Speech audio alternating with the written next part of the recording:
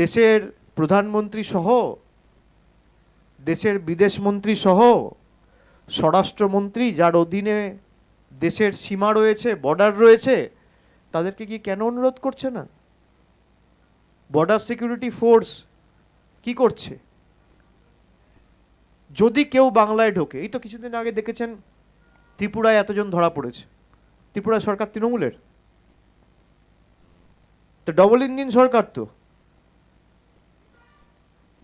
আসামে এতজন ধরা পড়েছে, আসামের মুখ্যমন্ত্রী কি তৃণমূল করে? কোত্থেকে ধরা পড়ছে? ঘুষপেটিয়া,